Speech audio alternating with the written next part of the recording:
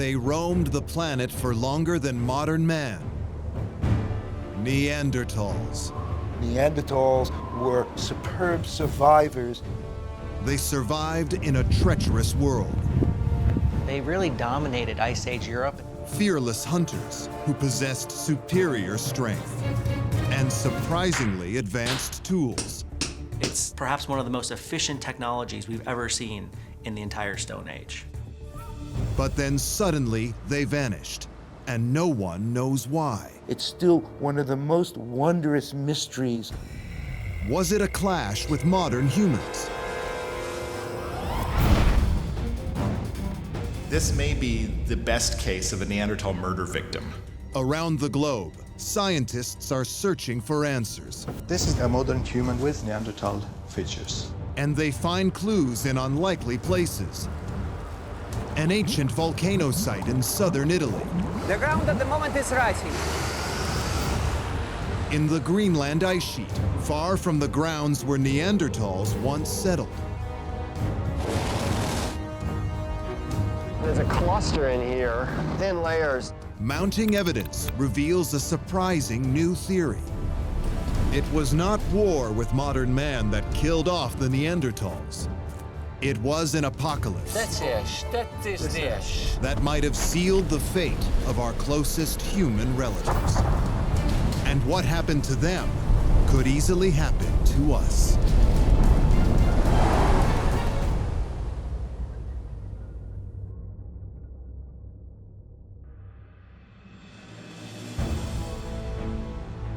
Gibraltar, at the tip of the Iberian Peninsula. Here along the Mediterranean coast, a vast complex of caves dot the shoreline. Today, waves encroach upon them. But 24,000 years ago, with the height of the last ice age fast approaching, the sea level was more than 100 feet lower. This was dry land, home to the very last of the Neanderthals. When we look at the number of sites with Neanderthal fossils and/or evidence of occupation, I don't think there's any place in the world that has the density of sites per square kilometer that Gibraltar has. Gibraltar was their stronghold. This is where the population was continuous. It was a place that they lived and liked and survived for a long time. The conditions there were good. And because they were so good, they persisted longer than anywhere else. In this enclave, amid forests of pine, hunters search for prey. Along the shore, Neanderthals fish, living as they have for generations before, unaware that they are the last of a dying breed. They probably didn't realize when their neighboring group further north disappeared that they were on the verge of extinction. They had no way of knowing that. Once their species flourished across Europe and Asia, now their population has dwindled to just a few clans, here in the south of the Iberian Peninsula. But what ultimately drove the Neanderthal to extinction?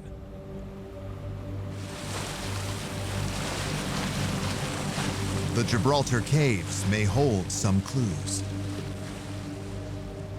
Paleontologists Clive and Geraldine Finlayson have studied this site for many years and are leading a massive excavation effort. So these caves here all lined up, it's almost like a Neanderthal city. This is a place where Neanderthals were living for a long time, occupying all of them. In some cases now the sea has gone in and we've lost the evidence, but we still have a lot of material there for excavation. Inside the caves, teams of archaeologists search for remnants of Neanderthals' past. Everything about the cave looks right for a Neanderthal. We sort of get a feeling for these things.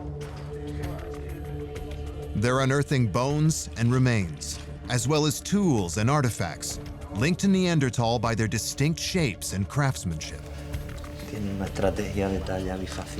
So this piece, this is a core, and they'll use this to extract flakes from it. This is a technique that can be associated with Neanderthals. With every find, they are gaining new insights into the Neanderthal themselves. Here we have the remains of a campfire from the Neanderthals, radiocarbon dated to about 47,000 years ago. You can see the concentration of charcoal, particularly here in the center of the fire. And it's a fantastic resource for us because we can date it, but also we can dissect the charcoal and find out the plants that were growing out there. So it's fantastic. So 47,000 years ago, for some reason, this is the place they liked. Maybe it was a mild climate out there, but they were sufficiently sheltered, and the Neanderthals were sitting here. And we found remains of deer and other animals they'd been eating, and had a big fire going here.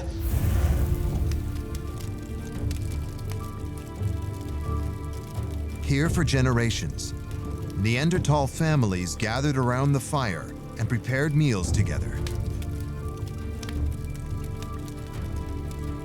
A far cry from the ape men scientists imagined when the species was discovered in Germany in 1856.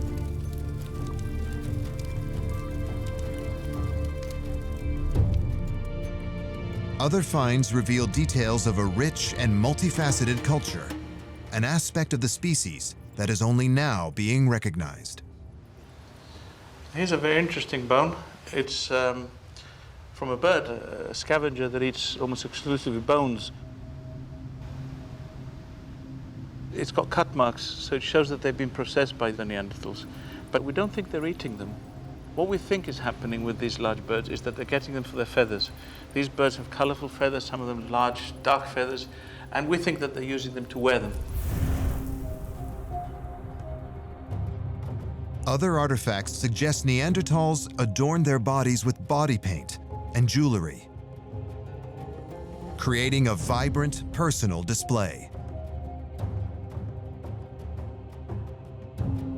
So this gives us a completely new dimension, something we hadn't suspected until we started to discover these things here. What it means, I think, is that they had ways of symbolizing, abstracting the world. They had ways of communicating by signaling, ornamenting themselves.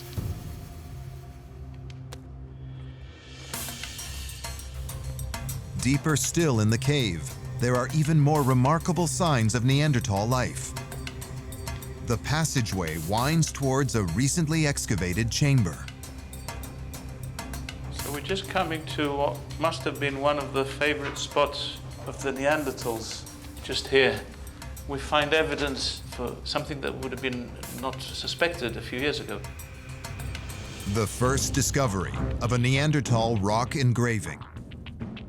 A grid pattern, carbon dated to at least 39,000 years ago. Scientists believe the Neanderthal carver intended it as a clan marker, perhaps staking a claim to the cave. The marker is a clue that Neanderthals, like modern humans, were capable of abstract thought, and it challenges the belief that Neanderthal were the intellectually inferior species. They may not have spoken the same language, they may not have thought that beautiful things were what we think as beautiful things, but they had the capacity for abstraction, and I have no doubt that they have similar cognitive abilities to modern humans. A different picture of Neanderthal is now emerging. That of a species more like us than we ever imagined. Then why and how did they vanish from the world? Who were the Neanderthal?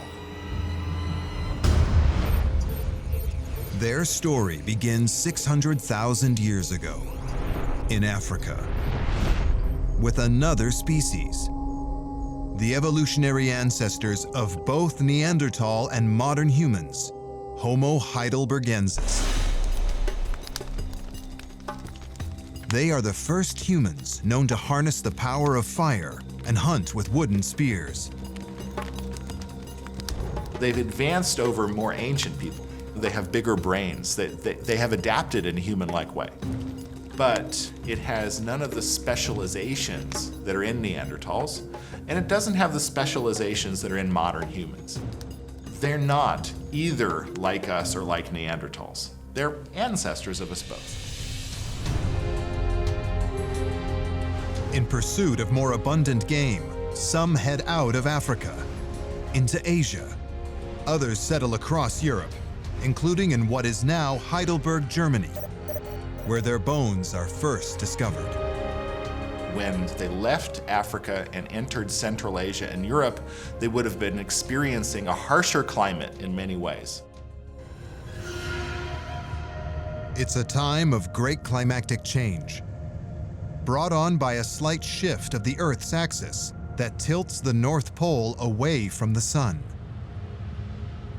The polar caps expand, moving across North America and Northern Europe.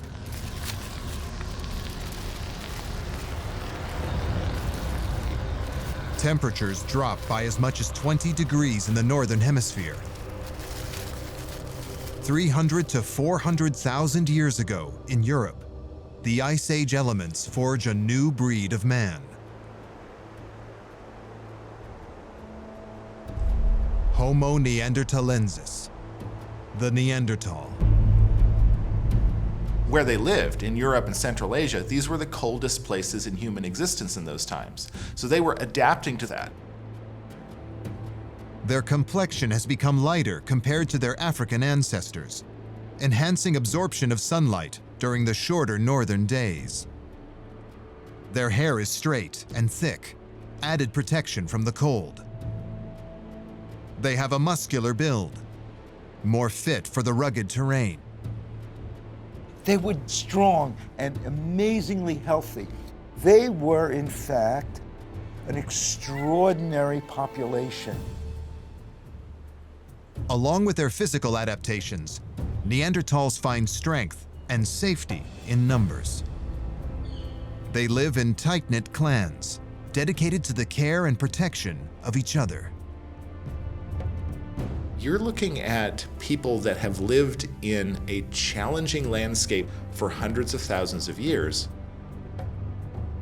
These lives are short, and they rely on their groups for their children to be able to survive because the parents might not.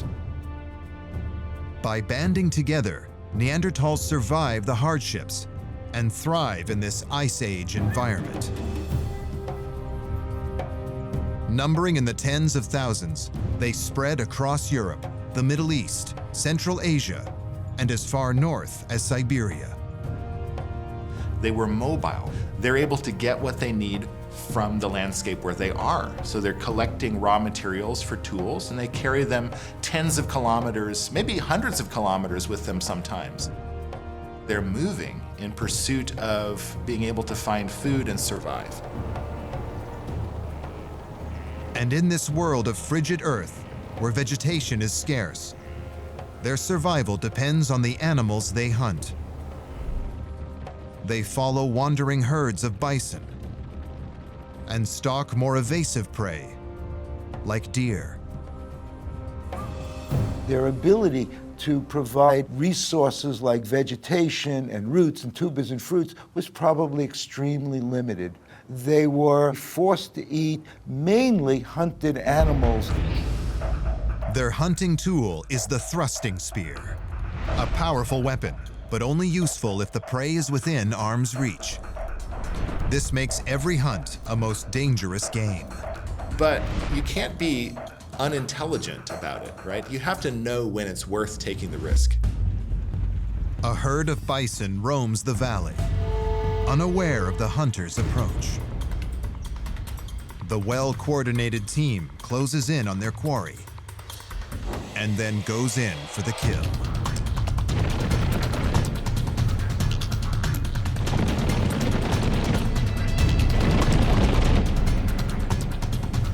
If your hunting method requires you to jump on a bison with a spear, that's what you call fearless. Each hunt is a life or death undertaking, but the supply of fresh meat is worth the risk. Neanderthals would have had to be brutally efficient when it came to using the food that they got. Using the food in their environment and using every part of the animals that they hunted. When they return to camp, the hunters butcher their prize using razor-sharp blades made of flint. They cook their meat over an open fire, rendering the toughest chunks more digestible. They scrape and stretch the hide, making the leather soft and pliable. They're creating the hides for them to make some clothing out of to wear. They're using rock to make tools rapidly. They were able to master the environment that they lived in. For now, Neanderthals are masters of their world.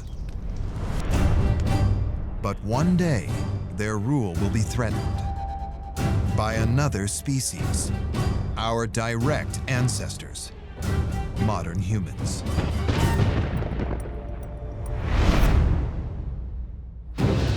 "40,000 years ago, Ice Age Europe.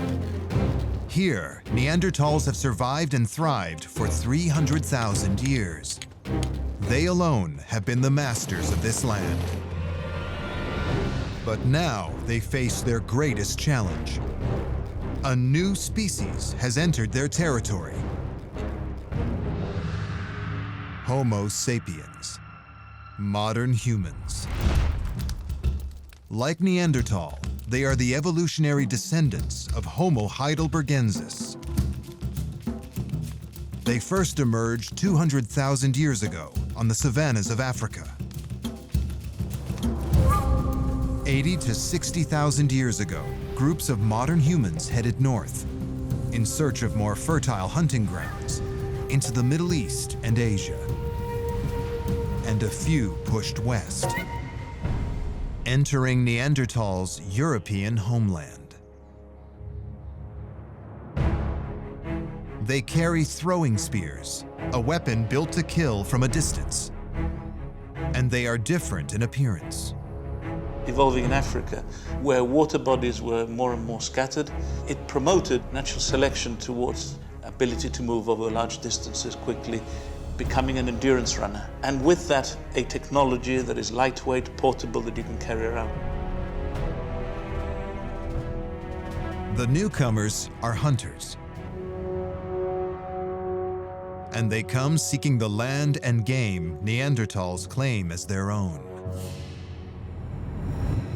Whenever human populations come into contact, historically, there's always cases of warfare. These guys are coming, they're trying to steal our land, we have to fight them.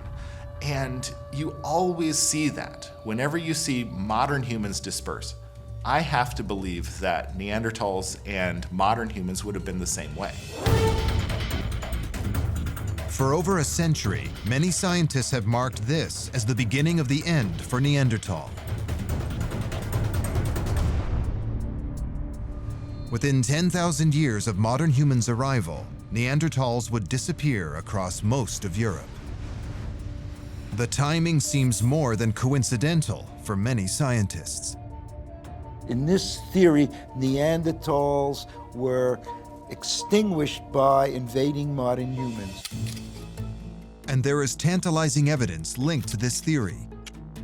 A clue from what might be the world's oldest cold case.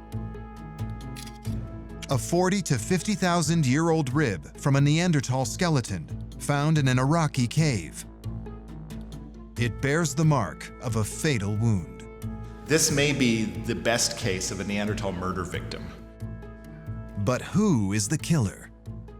There are only two possibilities: another Neanderthal or an invading Homo sapien. In Mettmann, Germany, at the Neanderthal Museum, forensic anthropologist John Hawks examines the ancient evidence, searching for answers. The thing is that this rib has this big gash in it. It was clearly made by some sort of stone point or a sharp edge. The next door rib, the 8th rib, has only a very minor reaction on it. So that indicates that the point that made this injury was very small. This suggests a precision-cut blade, a weapon unlike the heavy Neanderthal thrusting spear. Some sort of small point made this injury punched into the thoracic column. The blade entered at a 45-degree angle, The downward trajectory suggests a weapon thrown overhead. So that indicates that this was a projectile point made by a modern human. This is evidence that there was conflict between the species. And in this encounter, a Neanderthal clearly lost. But other evidence suggests these confrontations may not have been so one-sided. Reconstructions of the Neanderthals show them to be relatively short and stocky with short extremities and relatively barrel chests. Based on the latest evidence, the Neanderthal would have been, at the very least, a formidable opponent. The remains of muscle markings left on the bones show extraordinary strength. This muscular frame gave them the ability to contend with threats close at hand. For Neanderthal, a species that confronted two-ton bison head-on, a modern human attacker would have been a lightweight foe. Neanderthal was shorter than his modern human challenger, on average 4 to 5 inches. But because of greater muscle mass, he would weigh the same. Neanderthal's pectoral muscles were twice the size of the average modern humans. With a more muscular upper body, scientists believe that a Neanderthal could produce 80 to 90% more force than a modern human. You know, if they did arm wrestling, I suspect the Neanderthals would beat everybody, including the ex-governor of California. I think he would not stand a chance. And their greater muscularity reveals another fact. The Neanderthal body was riddled with androgens, sex hormones. Neanderthals had naturally a greater amount of occurring androgens, which developed their muscularity and the denseness of their bones. And androgens, like steroids, have a well-known side effect. They may have been a little more aggressive, and so they may have been somewhat more dangerous than modern humans. Entering Neanderthal territory could have posed a risk for modern humans. Maybe we didn't win as many battles as we would like to think. That perhaps the Neanderthals on home territory knew what they were on about, and maybe they succeeded more often than we realize. Neanderthal strength likely gave them the advantage in most violent clashes. But survival would also depend on the ability to cope with a bitter Ice Age climate. Who was best physically built to withstand extreme cold? The muscular, stocky Neanderthal or the tall, lean, modern human? Yeah, come on over. So we're gonna gear you guys up here in a minute. To find out, we're putting 2 volunteers with 2 distinct body types to the test in a deep freeze environment. We're at a California cryotherapy center that uses extreme cold to enhance healing and recovery for athletes. Okay, we're about to expose Jason and Matt, 2 very different body types, to minus 166 degrees Fahrenheit to determine how their bodies react to the cold temperature. One of the volunteers stands tall for modern man. The other, stocky and muscular, like Neanderthal.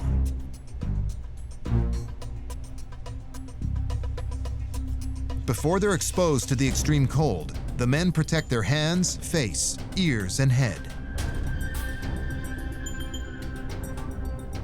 Be using thermal imaging to take a look at both pre and post treatment. But first, a pre-test skin temperature reading. 96 degrees. 95 degrees, but very similar. Okay, let's go ahead and go. They're going to enter the pre-chamber here for 30 seconds. This part of the process sort of acclimatizes the body and prepares it for the much colder temperature in the treatment chamber. All right, go and enter the main chamber. They're now in the main chamber of minus 166. This is 30 degrees colder than the lowest temperature ever recorded on Earth. For this test, our subjects will endure a survivable but excruciating 3 minutes in the cryochamber. Much longer, and they risk hypothermia, shock, and even death. 2 minutes. Lab technicians closely monitored the volunteers.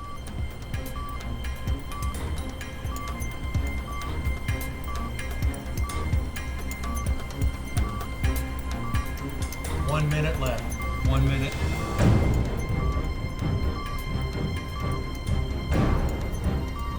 Seconds.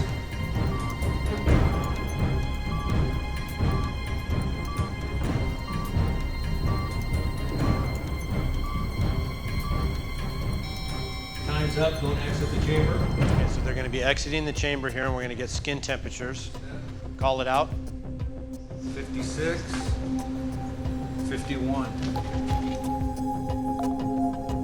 The volunteer with the more muscular build has retained a higher skin temperature.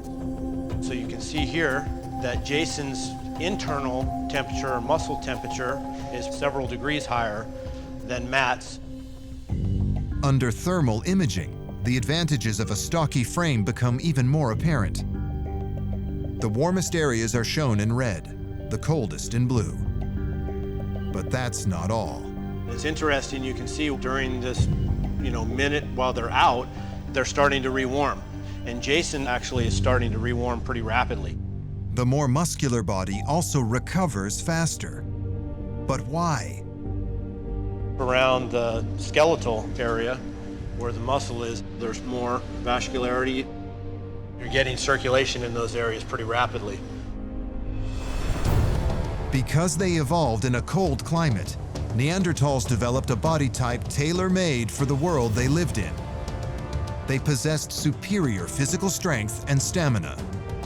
So what advantage did modern humans have? It must have been brain power. Neanderthals were stronger and better adapted to the cold than modern man. But when it comes to intelligence, Neanderthals have always had a bad reputation. This brutish guy with a club pounding on the head of his mate and dragging her into a cave, that is what the Neanderthal has come to represent. It's a reputation that goes back to the discovery of the species. Neanderthals were recognized in 1856, and you have to think that in those days, Europeans were envisioning a human past that was very primitive, and Neanderthals fit right into that. What stuck out to scientists was Neanderthals' protruding brow, the mark of a species not quite human and less intelligent. But how does Neanderthals' brain actually compare to our own? For forensic anthropologist John Hawks, this is the kind of comparison that sparked his interest in Neanderthal 20 years ago. I started working with Neanderthals when I was in graduate school. The cool thing about Neanderthals is that they're so close to us, and yet there's like this division between them and us. And so looking at them gives us a look at ourselves through maybe a sort of a distorted kind of a lens. Using 3D imaging technology, Hawks studies Neanderthal skulls excavated in France. The technology allows him to peer inside the skull and glean insights about the Neanderthal brain. It has a very pronounced brow ridge right on the outside of it.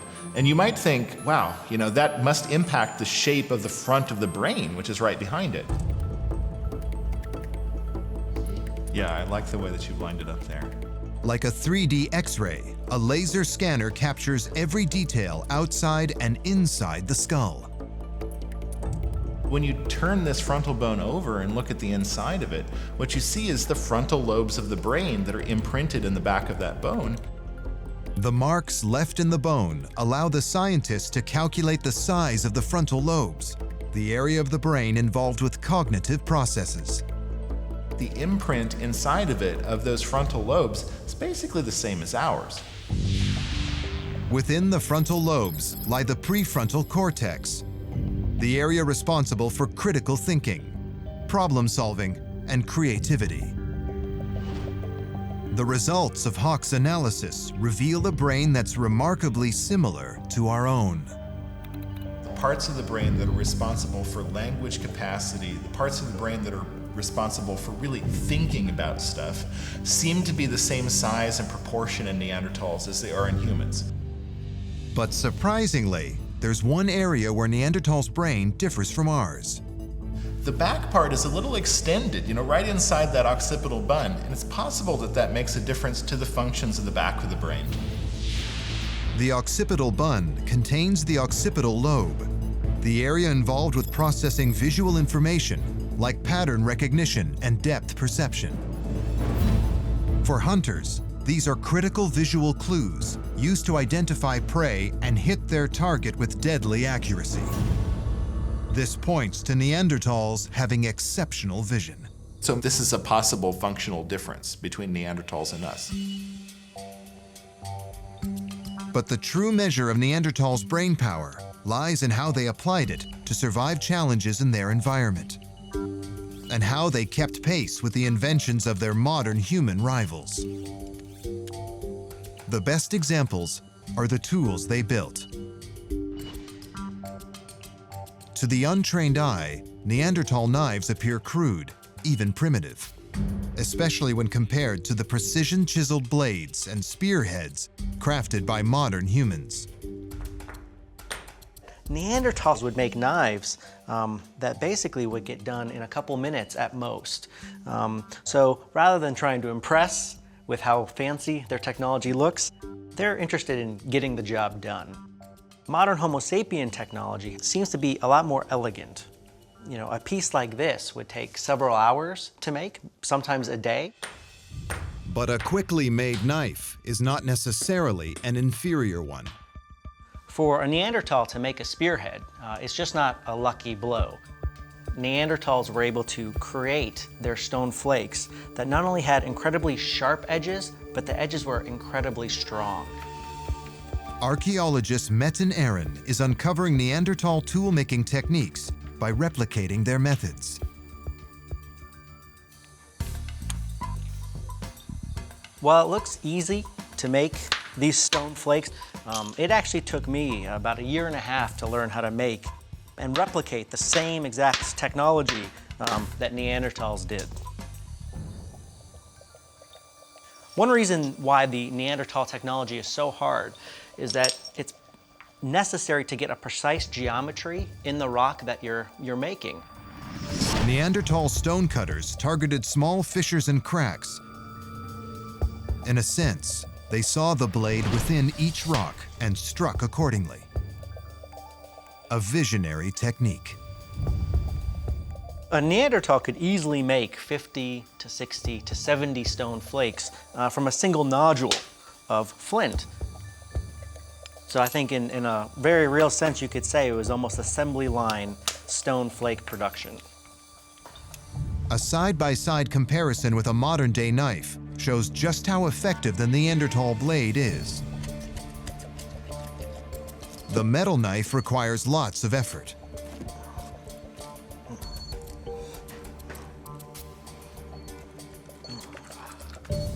The Neanderthal stone blade slices with ease.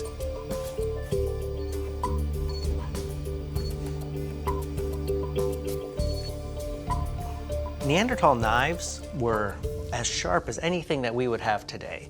And it really just speaks to how sophisticated their technology was.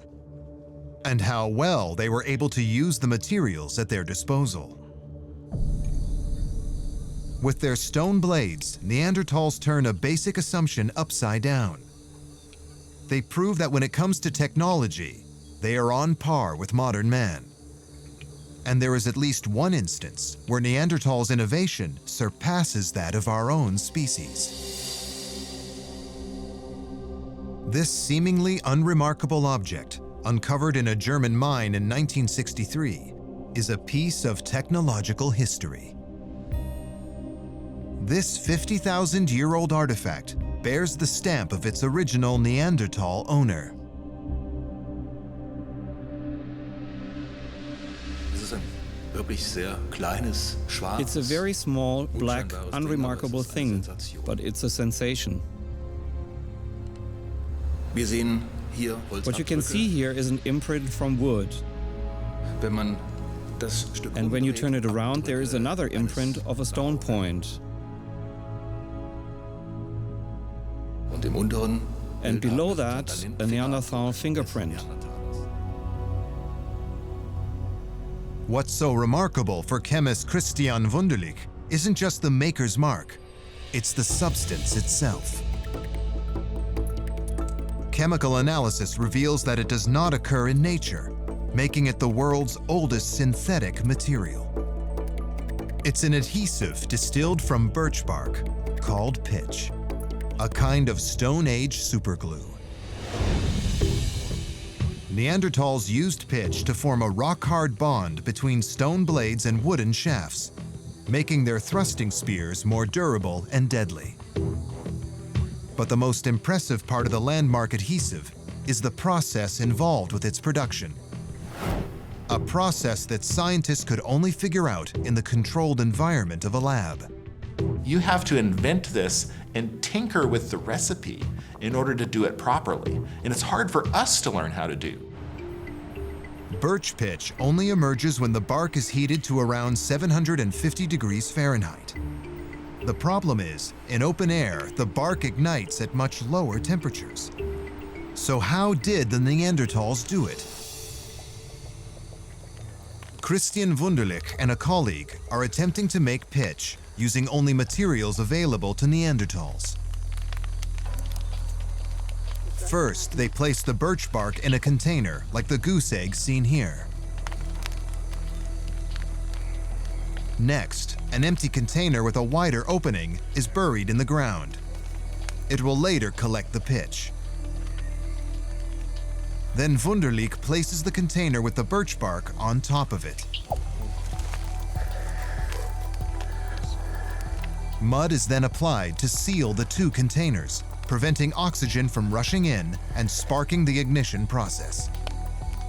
The birch pitch that they're creating in order to use as a glue to adhere things together, it's so complicated, the steps that you have to carry out to create this accurately. And they're doing it, and they're doing it apparently for long periods of time. Hot coals are used to heat the birch bark inside the goose egg container.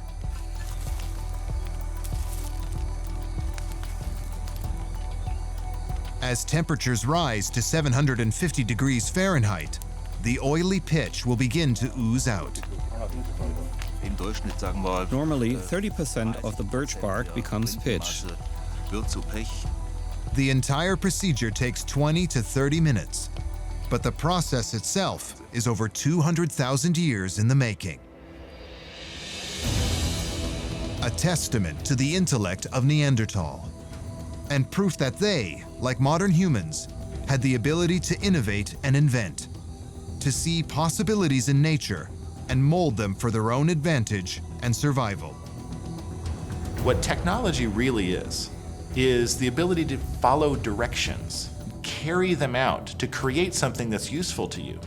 And Neanderthals, they're able to do these things. They're learning from other Neanderthals, and they're carrying out those things long before modern humans show up on the scene. So we're just getting a little glimpse of the sophistication that Neanderthals probably had. But for all their sophistication, Neanderthal technology may have had one fatal flaw. Experts now understand that Neanderthals were physically stronger than their Homo sapien rivals, and equally as intelligent and innovative. Why then did they disappear while modern man survived? Could their different hunting techniques be the key? Neanderthals attacked their prey with thrusting spears, a heavy, handheld weapon.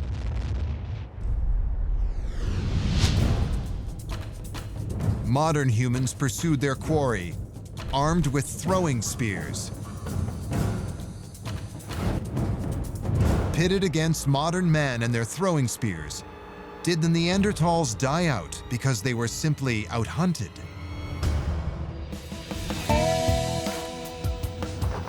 In Petaluma, California, weapons expert Mike Lodes and his colleague Scott Thomas will put Neanderthal and modern human spears to the test. Their target, a pig carcass. It's a good height. We've got the height. Got the height. First up, the modern human throwing spear. This is not the Olympics. We're not throwing for hundreds of meters. This is hunting, and it's hunting in a group.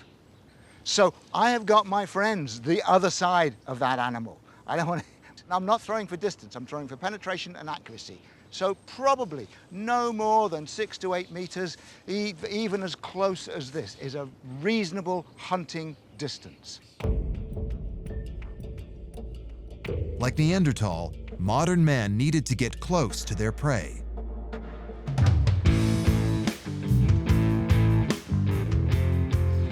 But how deadly is the modern human throwing spear?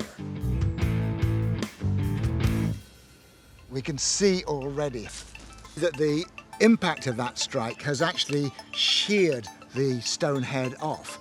Now, in terms of doing damage to the animal, that doesn't matter too much. You know, this has penetrated. In fact, if we look around here, yeah, it's come right through. But how will this compare to the killing power of the thrusting spear? Neanderthals tended to hunt the big game, the big aggressive animals like mammoths and bisons. Big creatures that run at you. And in that situation, I do not want to throw my weapon away. This time, Lodes will strike the target using all of his strength, Neanderthal style.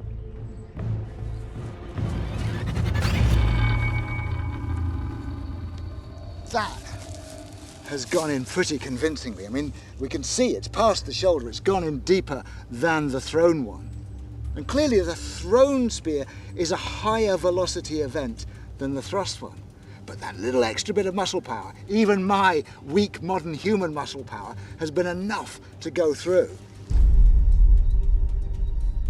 The thrusting spear appears to be more lethal. But to be sure, Lodes wants to conduct another battery of tests, this time under controlled conditions.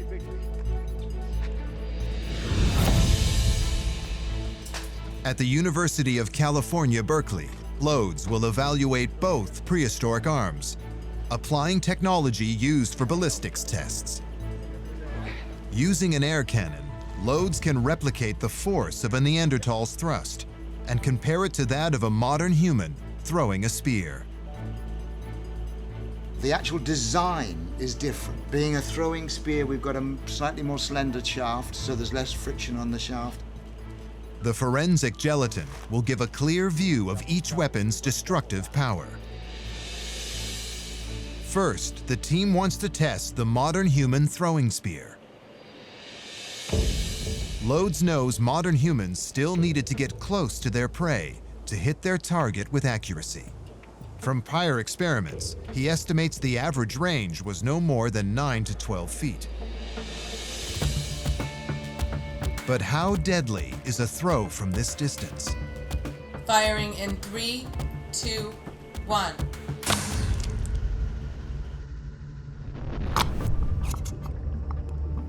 The spear sends a shockwave through the gelatin, but it doesn't penetrate past the binding on the spear tip. Okay, bad. So that was at 2/3 of our Neanderthal thrust. So that's representing early modern man throwing. But it's done pretty good.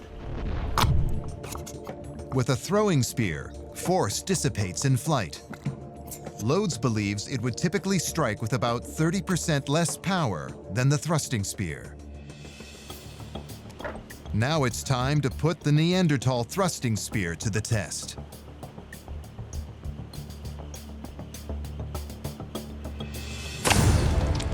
Oh, yes. Wow. That's pretty impressive. that's just cut cleanly. Look how far that goes in. And dragging that material behind. That's right. That's causing colossal interior damage and bleeding, and just the shock alone, huge. It would stop the heart, possibly, even just the force of that. In Lode's tests, the thrusting spear not only stands up to the modern human spear, it stands out as the more powerful weapon, a strength of Neanderthals, rather than a weakness for mankind to exploit.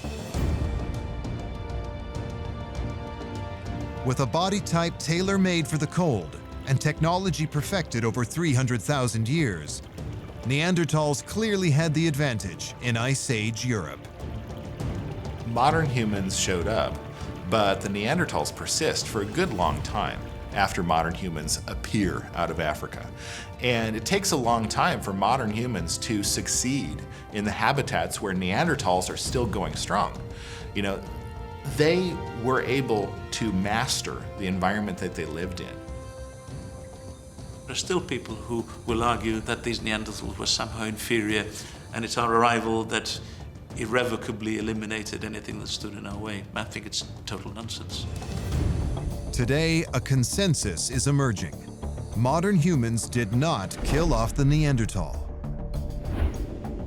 So what was it that put them at a disadvantage?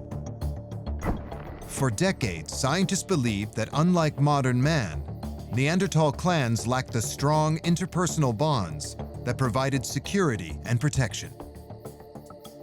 But even this assumption is being challenged.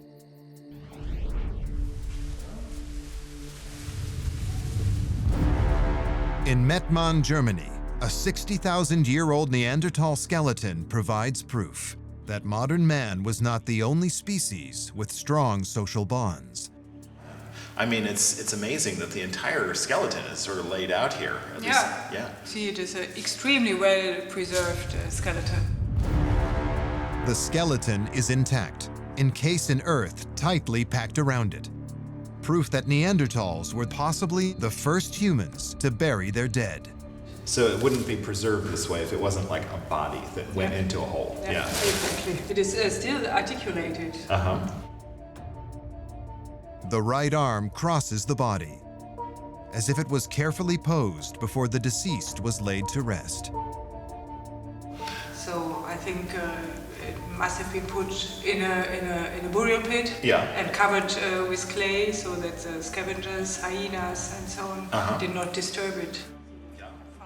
This is just one example of a Neanderthal burial, and it is just one of many burial traditions now linked to Neanderthal.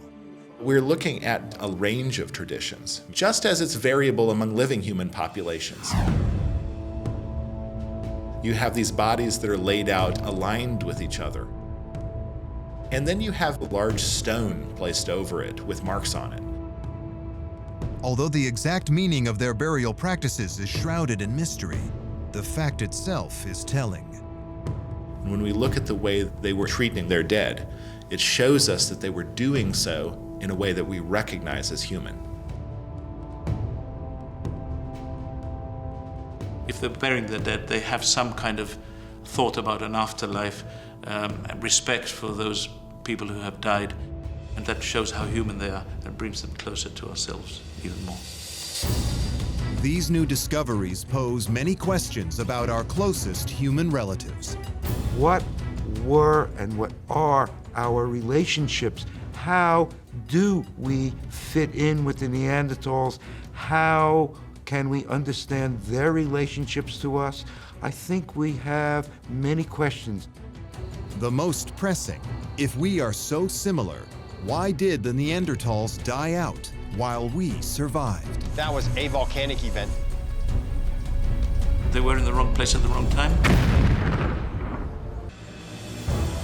New archaeological evidence has upended our vision of the Neanderthal as a brutish, unintelligent cave dweller. We're just getting a little glimpse of the sophistication that Neanderthals probably had.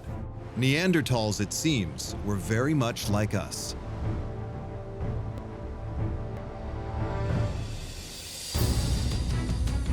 And in one of the world's most remote and inaccessible fossil sites, archaeologists have unearthed evidence of a far greater connection between our species. In the Carpathian Mountains of Romania, a team of archaeologists is preparing to return to the site of a landmark discovery. A location that proves modern humans and Neanderthals once coexisted together peacefully. The exact location has been withheld to protect the site from fossil hunters.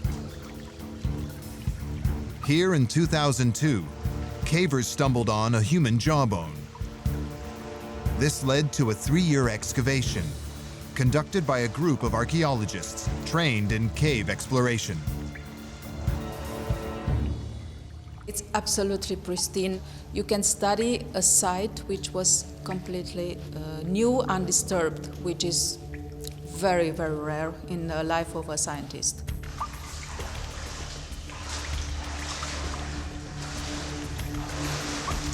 The scientists uncovered evidence that modern humans and Neanderthals may have inhabited the cave at the same time.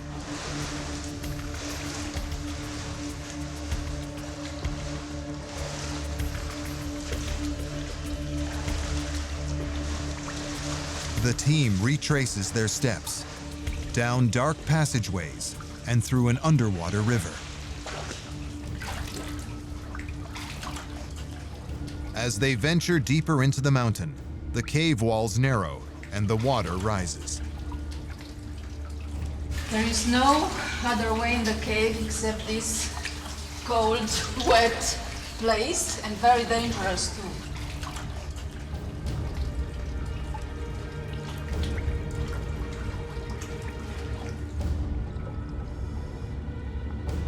In the murky waters, they feel their way blindly forward, drawing on past experience to guide the way to the other side.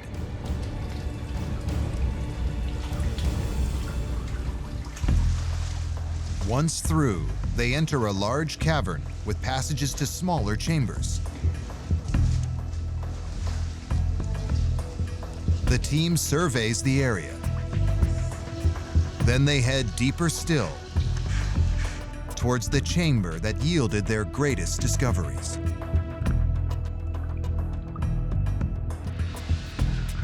But the route is blocked by high waters that have flooded the cavern below. You are in a narrow passage, absolutely alone. If you are stuck there somewhere, there is no way to escape. So if something happens, you are dead.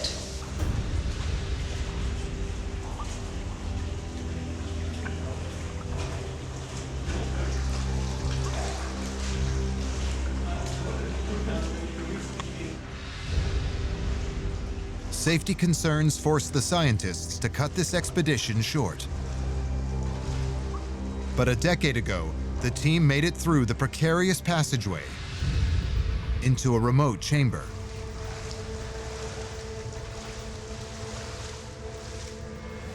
This revealing footage is from an expedition in 2003, a mission that paid off. The team enters a chamber deep inside the cave, called the Gallery of Bones. The floor is covered with animal bones, the remnants of bear and other large mammals prized by prehistoric hunters. And I've already taken out several in this loose sediment here. But scattered among them are human remains, mostly small fragments of fossilized bones, dating back 40,000 years. It was absolutely crazy. I was so excited about everything around me. The bones in good state of preservation, it's absolutely astonishing what is in that cave. On this dig, in a dark corner, a team member notices something. That looks like human over there, under that long bones. A fragment of a skull. It will become part of a larger, landmark discovery. The skull was really something shocking. Very special for the history of humankind.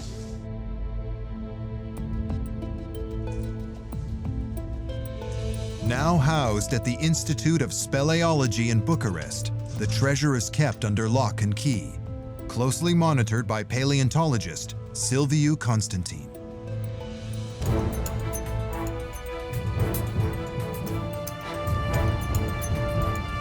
When you look at this skull as a whole, this is a modern human with Neanderthal features.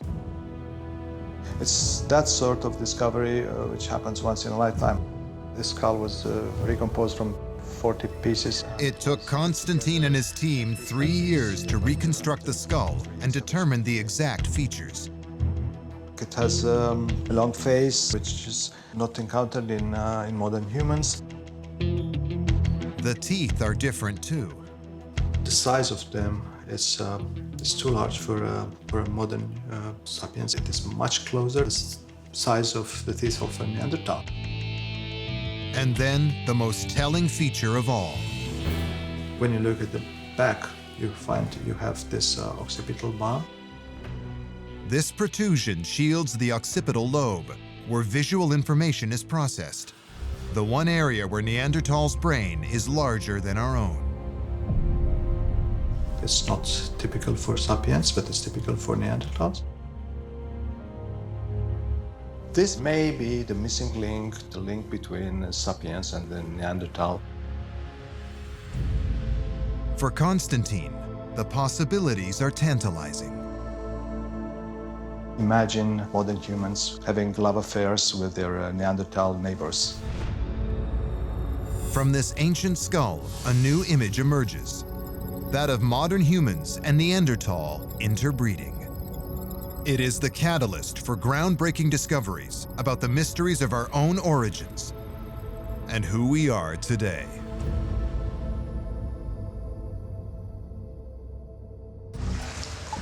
In a Romanian cave, scientists unearth a mysterious skull, a modern human bearing distinct traits of Neanderthal. This raises the question, are we somehow related to Neanderthal? What are our relationships? How do we fit in with the Neanderthals? To me, it's still one of the most wondrous mysteries that we have about our origins, where we came from. At the University of Washington, scientists are searching for traces of Neanderthal in our own DNA. DNA is this wonderful, incredible informational molecule. It's almost like reading a book where stories of our past have been written in it. And the challenge right now is sometimes interpreting the words in that book. Coiled up in our cells, long strands of DNA molecules determine and control our traits. A cell's complete set of DNA is our genome. The genome specifies the development of the body plan, of the physiology of the organism. It's what makes humans human and Neanderthals Neanderthal. In 2010, scientists mapped the Neanderthal genome. And when they compared it to the genome of modern man, they made a surprising discovery. Essentially, everybody outside of Africa had Neanderthal ancestry. That number varies a little bit by population, but probably per individual, it's between 1.9 and 2.1% of the genome. Within our own cells, the Neanderthals still live on. We inherited those sequences directly from hybridization, and not because of just shared ancestry that dates back to 500,000 years ago. The hybridization, or interbreeding, may date back to 60,000 years ago, when modern humans first encountered Neanderthals. The descendants of the hybrid offspring spread, eventually inhabiting much of the globe. But like Neanderthals themselves, never settled in Africa. There was essentially 0% Neanderthal ancestry within Africa. Aki and his team have systematically searched for parts of our DNA that we inherited from Neanderthals. In 2014, they compared DNA recovered from Neanderthal bones to the genome of more than 700 living people. What's interesting is that the 2% of my genome that I've inherited from Neanderthals might be different than the 2% that you've inherited. Adding up the different Neanderthal genes carried by people today reveals that much of Neanderthals' genetic legacy lives on. Collectively, about 30% of the Neanderthal genome can still be found in individuals today. But where does our Neanderthal heritage truly show? We found about 10 places in the genome where we inherited a beneficial Neanderthal sequence. And quite strikingly, many of these regions contain genes important to hair and skin biology. One example is a gene known to influence skin pigmentation. Among people of European descent, fair skin is a trait possibly inherited from the Neanderthal. So European individuals at this place in the genome are more Neanderthal than they are modern humans. Straight hair may be another Neanderthal trait we inherited. It's clear that something about hair or skin biology of Neanderthals was beneficial to our ancestors. Maybe it helped our ancestors survive in these more cold, adapted climates. But not all traits passed down from Neanderthal are necessarily beneficial today. Some studies suggest that Neanderthal sequences in Europeans play an important role in genes that influence fat biology. Today, this ancient trait may be contributing to an obesity epidemic. But in their Ice Age world, this adaptation enabled Neanderthals to build up fat reserves, advancing their survival, and perhaps that of our ancestors as well.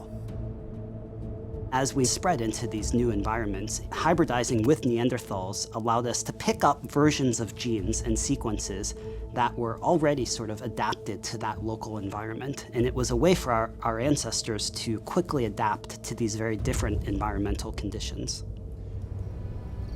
But this only adds to the mystery of Neanderthals' disappearance. If their genetic adaptations helped us survive, why did the Neanderthal perish? Climatic causes, population causes, there could be disease causes, there could be differences in the way that you use resources as a cause. It really is a mystery why their disappearance took the process that it did. They had a long run, and then they were just gone. One clue may lie with where modern humans and Neanderthals lived. 40,000 years ago, modern humans inhabited Africa, Asia, Europe, even Australia. Their population had grown to a few 100,000. Neanderthals never numbered more than 100,000. Confined to areas in Europe and Asia, they were more vulnerable to regional events. The Neanderthals succeeded in that environment. They evolved their special adaptations to cold, and they were successful over time there. But at the same time, that was a challenging environment. Is it possible the environment grew too severe, too harsh for even the Neanderthal to bear? This volcanic lake, near Down in Germany, contains sediment dating to when Neanderthals inhabited the region. A pristine record of the environment going back over 100,000 years. Here, paleoclimatologists from the University of Mainz bore hundreds of feet below the surface to extract sediment core samples.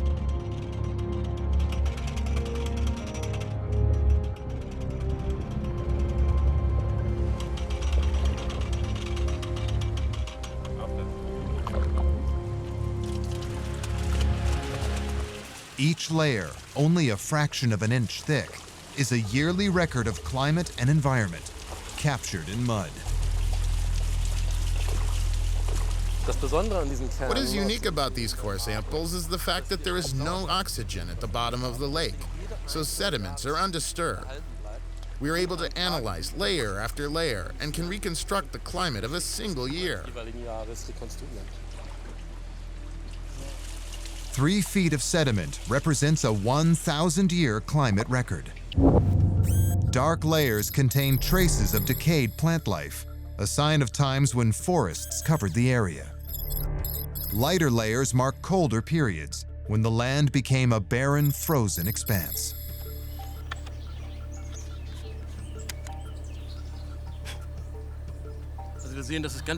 We see here rapid climate changes. Warm, then cold. It changes within 10 years. The Neanderthal here lived in a world with open forests, and then it's open steppe.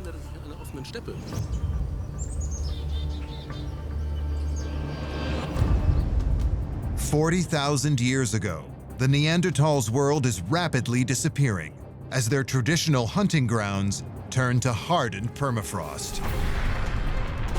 And the worst is yet to come.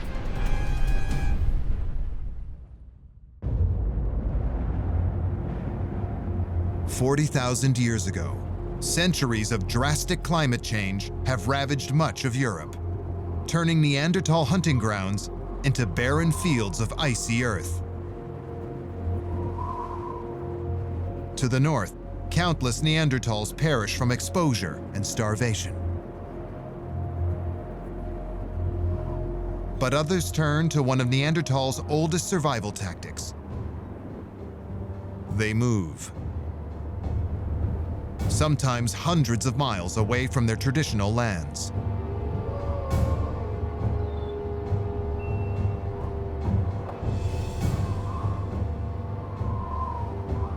Far from the protection of caves, Neanderthals erect tents fashioned from hides.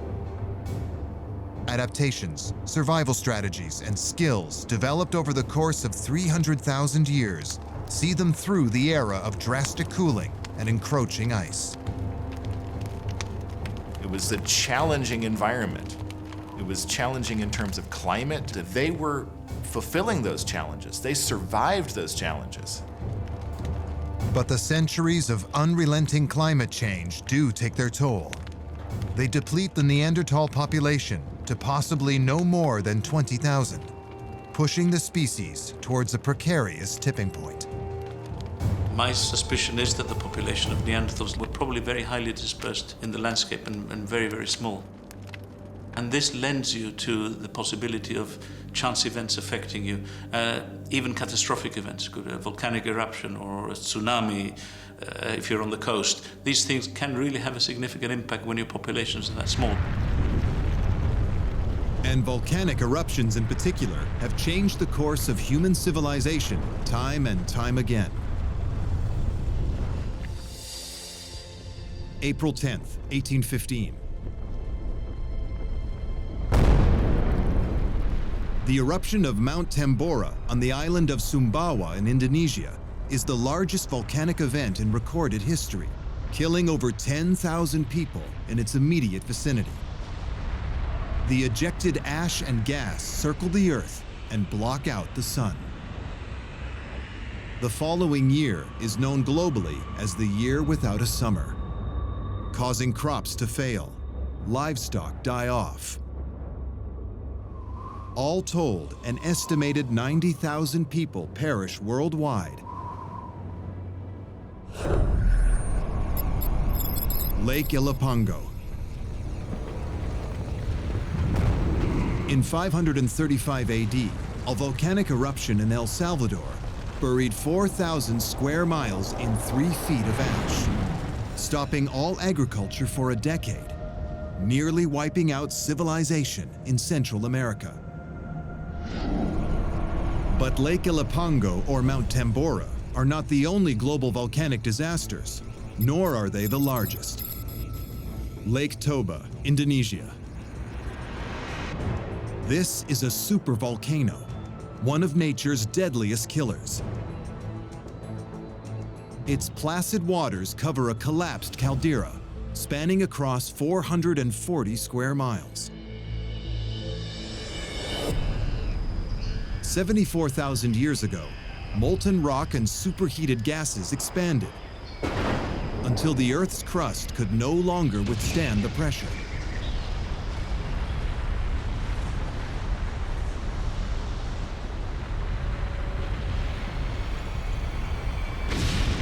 The blast produces a mushroom cloud of sulfuric acid and gas, 100 times greater than the Mount Tambora blast. That catastrophic eruption changed the climate, probably wiped out a lot of populations in that area. It spreads ash across Asia, the Arabian Peninsula, and even Africa. India, over 1,000 miles from the blast, is buried in up to 18 feet of debris. The Mount Toba eruption altered the environment for decades, if not centuries to come, with deadly consequences. You could have a perfectly genetically fit population, which could disappear overnight because of a volcanic eruption. And no matter how fit genetically they are, they're gone, and they're gone forever. Did a volcanic eruption seal the Neanderthals' fate?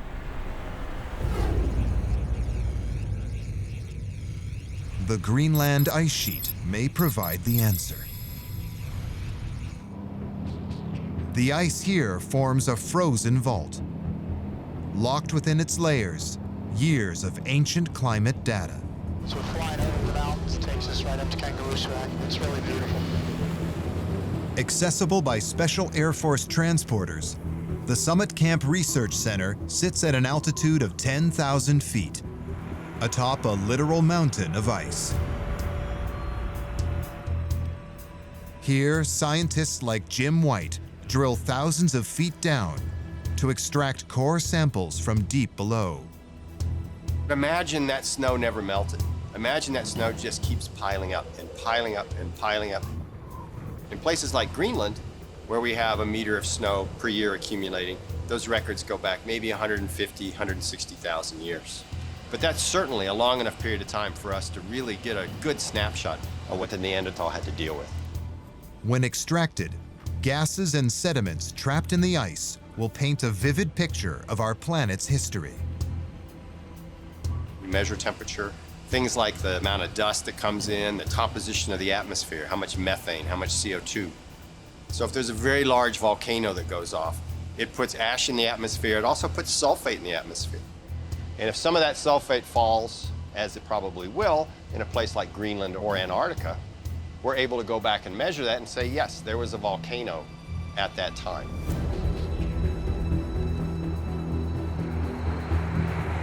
Ice cores retrieved from the Greenland ice sheet are taken to a deep freeze storage thousands of miles away.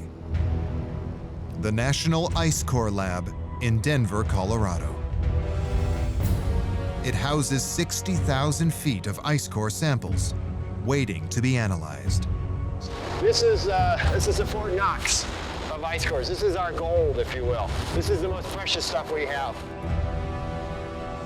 Geologist Jim White has secured access to an ice core sample from the approximate time of Neanderthals' disappearance.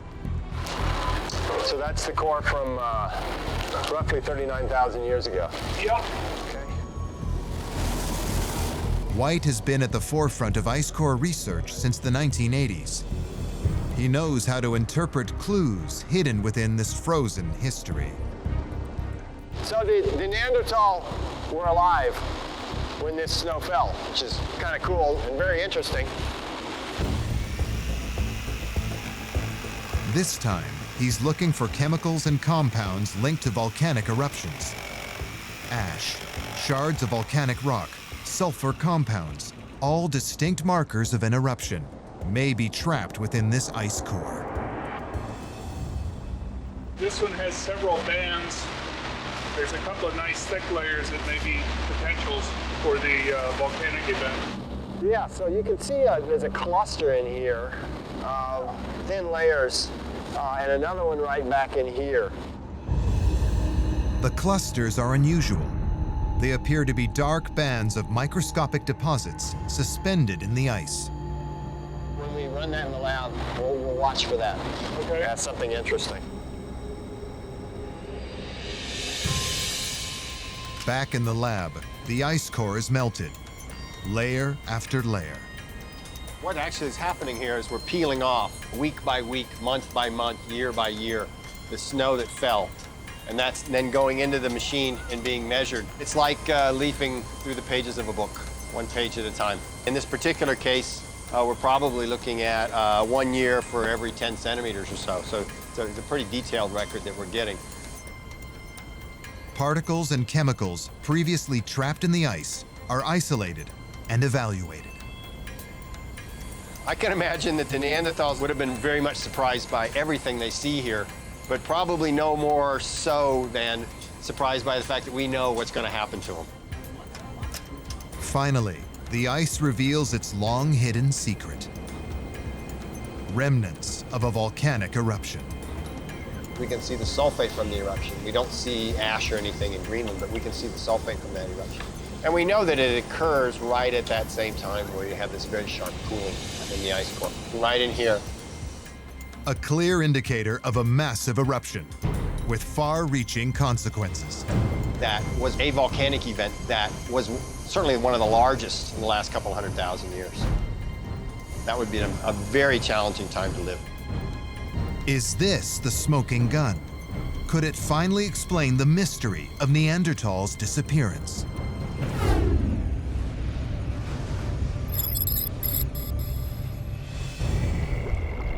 In the south of Italy, scientists investigate the possible culprit.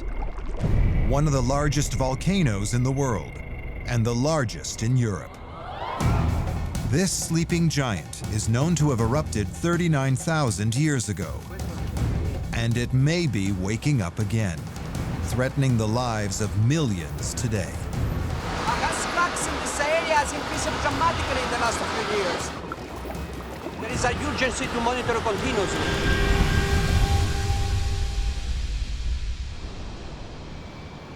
Naples, Italy stands on shaky ground.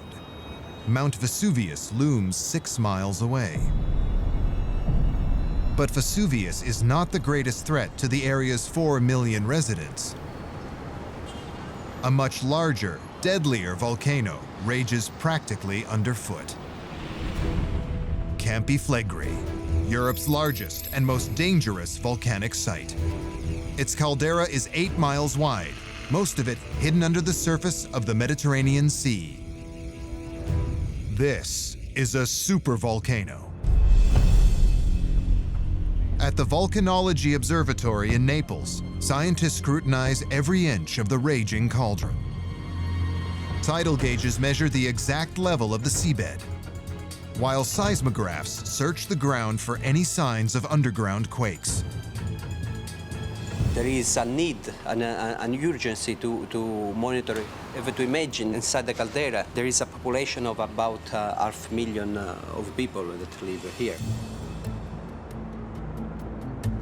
Within the caldera, noxious sulfuric gases rise from cracks in the surface. In pools, volcanic mud boils, superheated to over 300 degrees. Scientists register alarming signs of activity. Gas flux in this area has increased dramatically in the last few years. The ground at the moment is rising, yeah. There is an urgency to monitor continuously. In the past 30 years, the ground around Campiflegri has risen by more than 6 feet.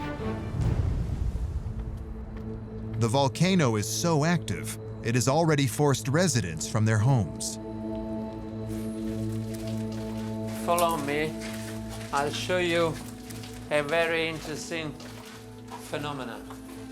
In this abandoned building, you can see how aggressive are these sulfur components. Wow. Sulfur and gas have forced their way up through the floor and into the walls. 90 degrees, probably. No, more. Even 100. But the most troubling signs are further afield.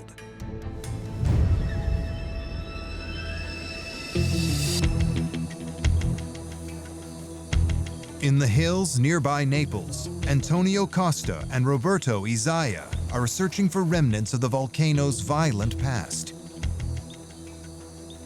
traces of an ancient eruption that may be linked to Neanderthals' extinction.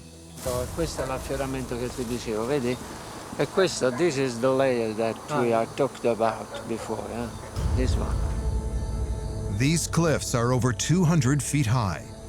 They're composed of volcanic debris deposited during a single eruption.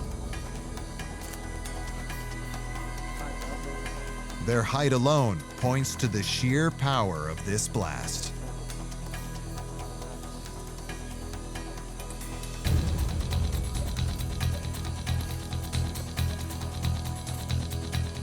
That's the ash. That is the ash. Ash from this cliff has been carbon dated to approximately 39,000 years ago, the time of Neanderthals' disappearance throughout most of the world.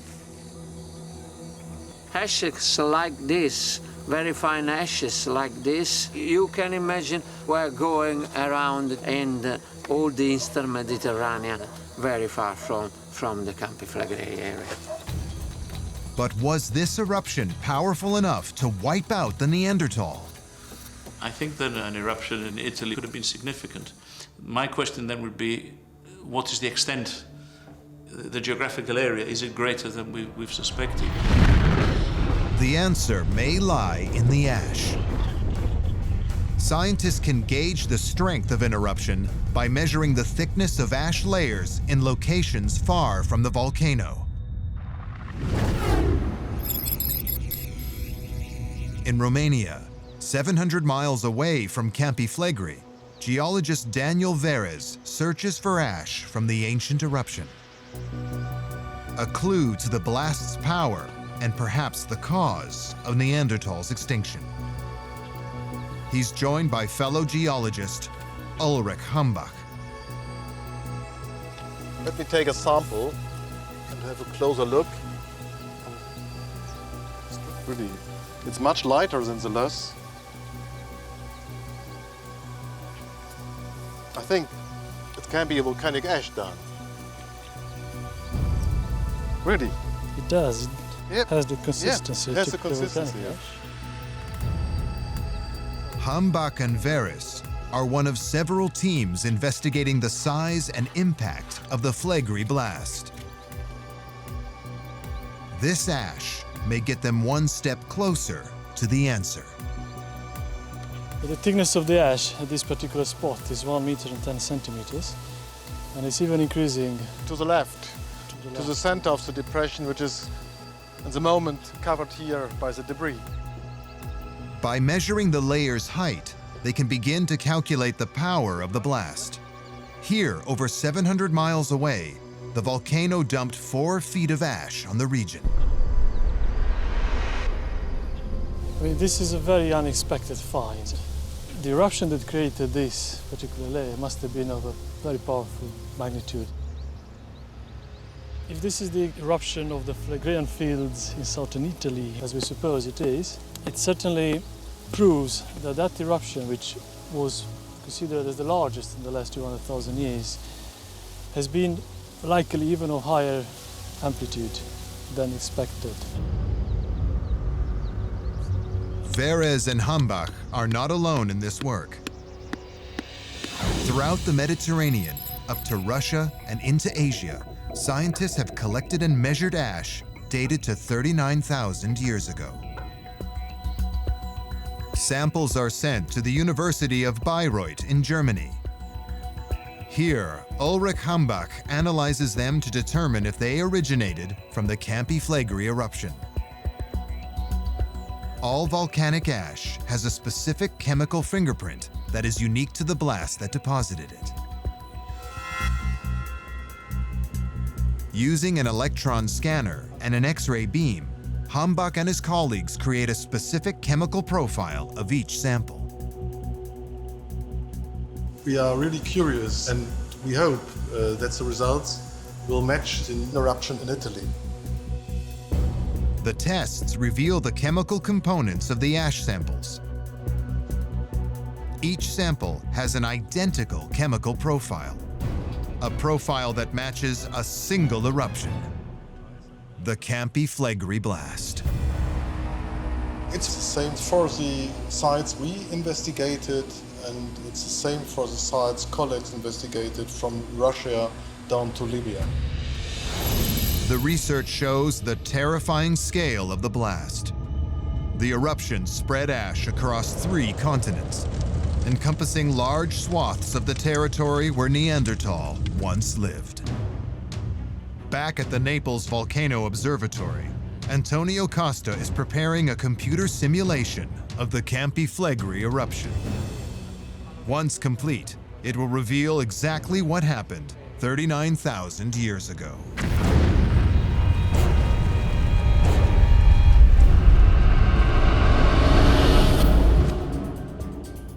At the observatory in Naples, Antonio Costa and Roberto Izaya are generating a computer simulation of the Campi Flegrei eruption 39,000 years ago. The cataclysm linked to Neanderthals' extinction. The simulation reveals the sheer power of the eruption. For the first time, we were able to estimate even the duration of this eruption. We estimated that the eruption lasted between 2 and 4 days. Using this simulation, the scientists can piece together what happened 39,000 years ago. The Campi Flegrei volcano looms above the land. It will soon come crashing down. Neanderthals nearby feel the first signs of an imminent eruption. A barrage of tremors emanating from the volcano.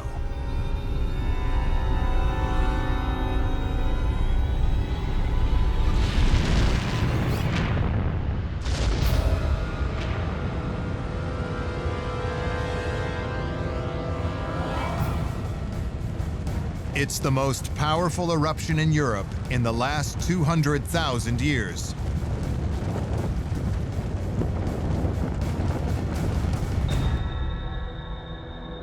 Pyroclastic flows burst from the volcano, rampaging over a 40-mile range. The cascade of gas and molten rock, superheated to over 1,500 degrees, travels at speeds approaching 500 miles per hour. Obviously, where the pyroclastic flows arrived, there were no chance for any kind of life to survive. Everything was buried under meters and meters of flows.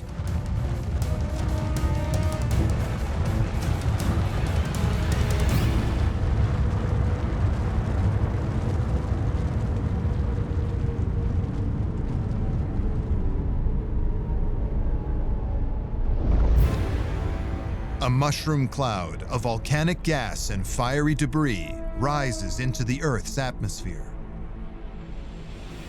A thick layer of ash engulfs much of southern and eastern Europe.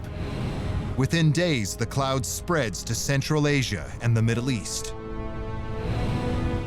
But where the modern human population is spread around the globe, Neanderthals are confined to Europe and Central Asia, the regions most impacted by the blast. For most, there is no hope of escape. 4 million of square kilometers were covered by at least half centimeter of ash. The cloud of debris blocks the sun for weeks. Ash rains down on an area that stretches from Russia to North Africa. So conditions in Europe at that time were already very difficult. Then on the top of this condition, we had a volcanic winter. In the ash zone, Neanderthals and modern humans face a slow and torturous death. Even half centimeter of ash is able to kill completely the small vegetation that existed at the time. The smothering ash blocks sunlight and oxygen.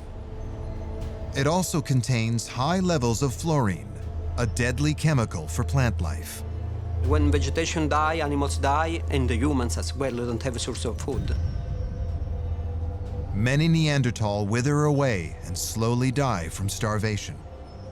Others develop symptoms of severe fluorine poisoning, chronic fatigue, nausea, and eventually death. The first ones to die are the children and the elderly. But deprived of food and light, even the strong do not survive for long.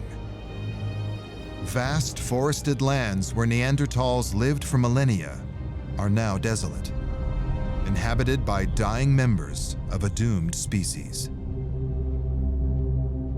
In areas like in the Eastern Europe, we had to wait for sure centuries for that ecosystem to flourish and go back as it was. Across much of Europe, modern humans and Neanderthals are completely wiped out. Only Neanderthals on the outer reaches of their territory survive.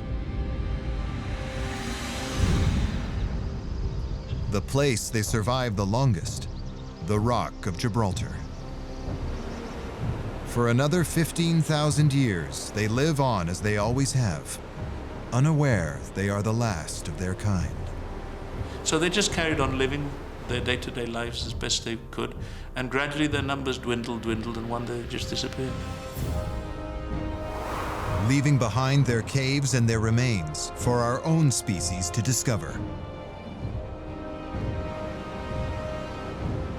A species that could face the same fate.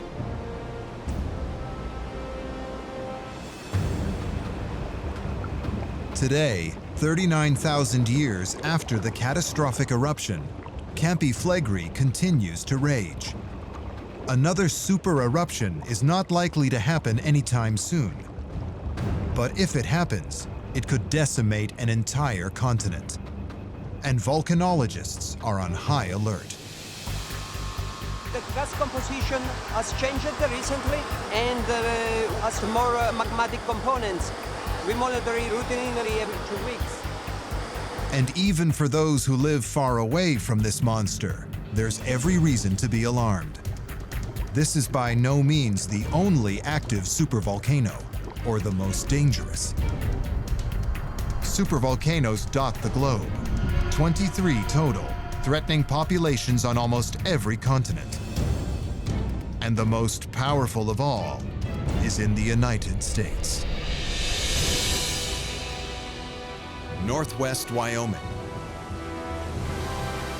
Yellowstone National Park spans over 3,000 square miles of pristine wilderness, untamed wildlife, and unique natural wonders.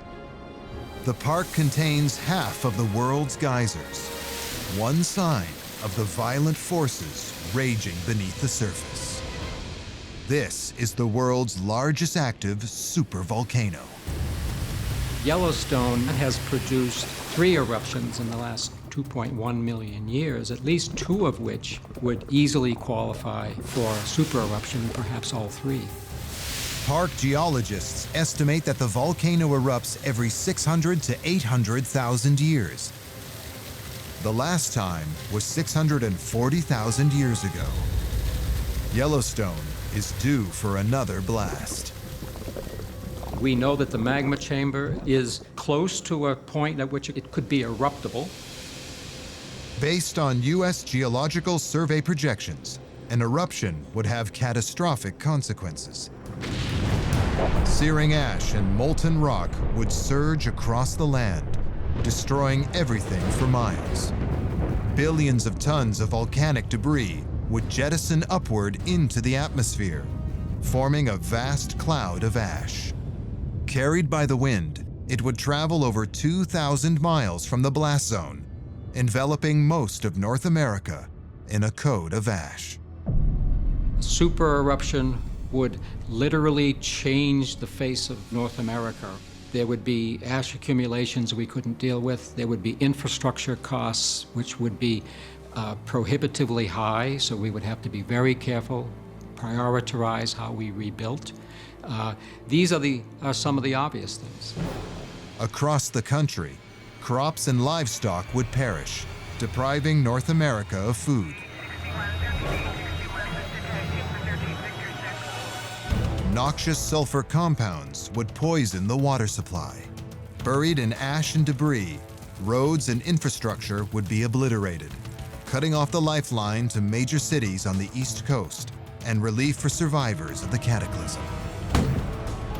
In a matter of weeks, the world's greatest superpower would crumble, and the devastation wouldn't be confined to North America. super eruptions put up a tremendous amount of material into the atmosphere. That could definitely be felt globally.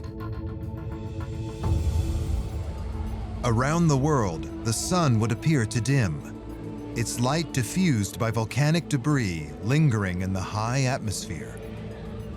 It's a precursor to the darkest phase of the cataclysm, volcanic winter, a period of cooling that can last for years. Experts believe a Yellowstone eruption would result in the devastation of global agriculture and lead to severe food shortages and mass starvation. It would threaten the very fabric of civilization. It would be a changed planet. But I think the human endeavor is resilient. I have great faith in our ability to survive these kinds of things. And the chances are we would live on, for the same reason our species survived the eruption that doomed the Neanderthals. We inhabit every corner of the globe.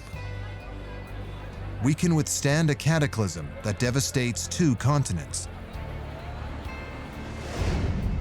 Neanderthals, a species without our global reach, could not. I think in the end they were in the wrong place at the wrong time, and one population made it, which is us. They did not die out because they were intellectually inferior. They lived lives that were very much like the lives that people live now. They didn't have some of the ways that we organize large societies, but when you look at what they achieved with those limitations, it's very human. They roamed the planet for 100,000 years longer than modern humans so far. Certainly if there was a Hall of Fame of humanity, the Neanderthals would make that Hall of Fame. In a sense, we owe them our lives. We should be pretty grateful to Neanderthals because they helped us survive and reproduce as we migrated out of Africa into these new environments. So they played an important role in human evolution. And so, their legacy lives on within us. Perhaps we can say that we have met the Neanderthals and they are us. The Neanderthals reigned for 300,000 years. Whether we survive as long is a big unknown. I think it's a matter of chance, and like I often say, you know, if it had gone another way, you know, we would be Neanderthals now talking about the extinction of the other people. I don't think we'd be able to recognize the Neanderthals today if they were just out on the street. Not only would they probably succeed in modern society, at some professions they probably would have been better than even us. We are the sole human species on the planet. But the Neanderthal do live on in our DNA, perhaps strengthening our ability to cope with the challenges of life on Earth and survive when they could not.